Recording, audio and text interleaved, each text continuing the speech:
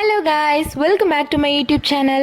இந்த வீடியோவில் நம்ம எதை பற்றி பார்க்க போகிறோம் அப்படின்னா, என் சொந்த ஊர் பக்கம் இருக்கிற மிகவும் பிரசித்திகரமான ஒரு அழகான சுனை கோயிலை பற்றியும் அது உருவான கதையை பற்றியும் தான் பார்க்க போகிறோம். வாங்க வீடியோக்குள்ளே போகலாம். இந்த கோயிலோட பேர் அருஞ்சுனை காத்த ஐயனார் கோயில் அப்படின்னு சொல்லுவாங்க. இந்த கோயிலோட மூலவர் ஐயனார் சாமி. இந்த கோயில் தூத்துக்குடி மாவட்டம் திருச்செந்தூருக்கு பக்கத்தில் மேல புதுக்குடி அப்படின்ற இடத்துல அமைஞ்சிருக்க ஒரு ஐயனார் கோயிலாகும். இந்த கோயில் திருநெல்வேலி டு திருச்செந்தூர் பாதையில் குறும்பூர்லேருந்து 5 கிலோமீட்டர் தூரத்துலையும் அம்மன்புரத்துலேருந்து 3 கிலோமீட்டர் தூரத்துலையும் அமைஞ்சிருக்கு. இந்த கோயில் ஒரு காட்டு பகுதியில் அமைஞ்சிருக்கு. தேரி காடுன்னு சொல்லுவாங்க. முக்கியமாக பங்குனி உத்திரத்தன்னைக்கு இங்கே பல்லாயிரக்கணக்கான பக்தர்கள் தரிசனம் செஞ்சுட்டு போவாங்க. பல குடும்பங்களுக்கு இந்த சாமி குலதெய்வ சாஸ்தாவாகவும் இருக்குது. இப்படி இயற்கை அழகு நிறைந்த சக்தி வாய்ந்த சுனை கோயில் உருவான கதையை பற்றி இப்போ பார்க்கலாம்.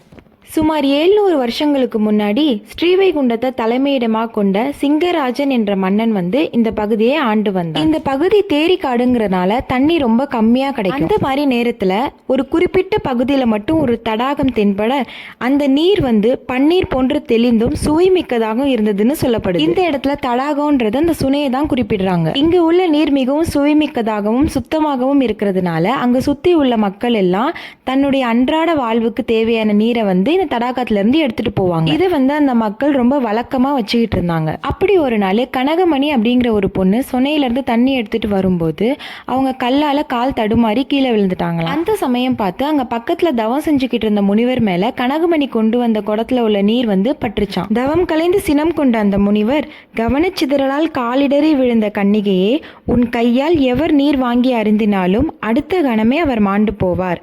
இதை நீ வெளியே தெரிவித்தால் மறுகணமே மரணம் உன்னை தழுவும் என்று சாபமிட்டார். இதையெல்லாம் விட நீ எவ்வகையில் இருந்தாலும் இறக்கும் தருவாயில் செய்யாத குற்றம் சுமத்தப்பட்டு தண்டனைக்காக மரிப்பாய் என்று சாபமிட்டார்.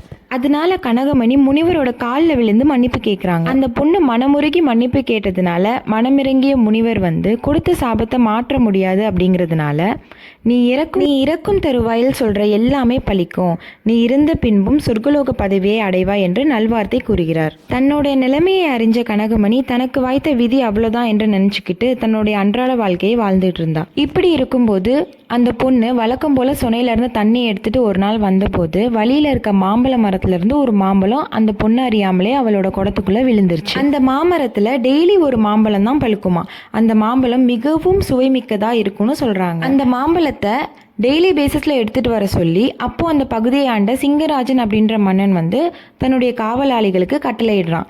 அவங்க கட்டளையின்படி டெய்லி அந்த பழுக்கிற மாம்பழத்தை அவங்களோட காவலாளிகள் எடுத்து அந்த ராஜாட்ட போய் கொடுப்பாங்களாம்.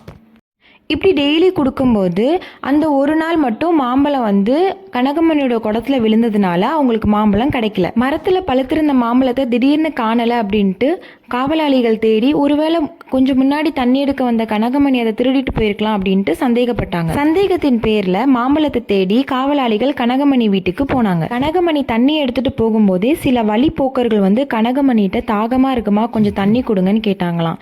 ஆனா நம்ம தண்ணி கொடுத்தா அவங்க இறந்துருவாங்கன்னு தெரிஞ்ச கனகமணி அதை மறுத்துட்டாங்களாம்.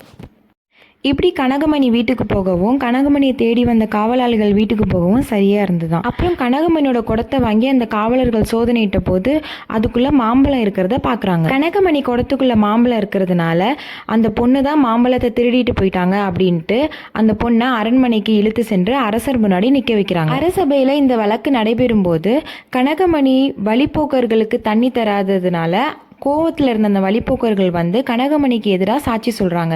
இந்த பொண்ணு குடத்துக்குள்ளே மாம்பழம் இருந்ததுனால தான் எங்களுக்கு போகிற வழியில் கூட தண்ணி தரல அப்படின்ட்டு கனகமணிக்கு எதிராக சாட்சி சொல்கிறாங்க.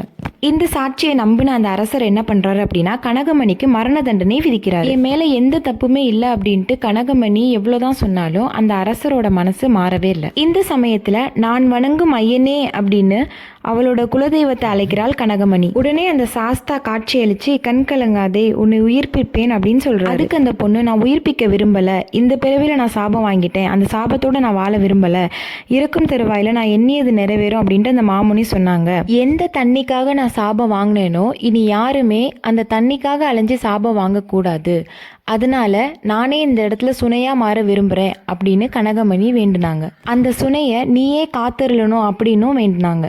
அருமையான சுனையாக மாறுற உன்னை நானே காத்தருளுவேன் என்று உறுதியளித்தார் அந்த சாஸ்திரி. அதனால தான் அந்த சாமி அருஞ்சுனை காத்த ஐயனார் என்று அன்போடு அழைக்கப்பட்டார். அந்த மன்னன் மதிமயங்கி தவறு இழைத்து விட்டேன் என எண்ணி தனது உயிரை மாய்த்து கொண்டான். 21 தேவதைகளும் ஐயனாரிடம் மன்னிப்பு கோரி அதுக்கப்புறம் ஐயனார் வந்து அவங்க எல்லாத்துக்கும் அவரோட இருப்பிடத்திலே இடம் கொடுத்து அவரோட கண்காணிப்புல வச்சிருந்தாரு. இந்த கோயிலோட பரிவார தெய்வங்களான பேச்சி அம்மன், பரமேஸ்வரி அம்மன், தலவாய் மாடன், வன்னியடி ராஜன், கருப்புசாமி, சுடலை மாடன், இசக்கியம்மன், பட்டாணிசாமி, முன்னோடி முருகன் ஆகியவங்க அருள்பாலிக்கின்றனர். இங்க உள்ள சுனையில குளிச்சா தீராத நோய்களும் விலகும் என்ற நம்பிக்கை எல்லாரிடமும் இருக்கு. பட்ட கடன் தீரும், இட்ட துயர் மாறவும் இந்த தலத்துக்கு வந்து அருஞ்சுனை காத்த ஐயனாரை வழிபட்டால் அனைத்துமே மாறி நல்வழி கிட்டும். இந்த கோயில் பல குடும்பங்களுக்கு குலதெய்வ கோயிலாக இருந்தாலும் கூட அங்கே சுற்றி உள்ள அனைத்து கிராமங்களுக்குமே இது ஒரு புண்ணிய ஸ்தலமாக விளங்குது. இந்த கோயிலை சுற்றி உள்ள எல்லா ஊர்கள்லேயும் உள்ள ஊரம்மனுக்கு குடைவிழா நடத்தணும் அப்படின்னா இந்த கோயிலுக்கு வந்து தீர்த்தம் எடுத்துகிட்டு போய் தான் திருவிழா நடத்துவாங்க. அப்படி அம்மனுக்கு குடைவிழா நடத்துகிற ஊர்களில் எங்களோட ஊரும் ஒன்று. ஓகே ஃப்ரெண்ட்ஸ், தேங்க்யூ ஃபார் வாட்சிங். இந்த மாதிரி இன்ட்ரெஸ்டிங் வீடியோஸ்லாம் பார்க்கணுமா லொலிட்டா கிங்டம் யூடியூப் சேனலுக்கு சப்போர்ட் பண்ணுங்கள். தேங்க்யூ.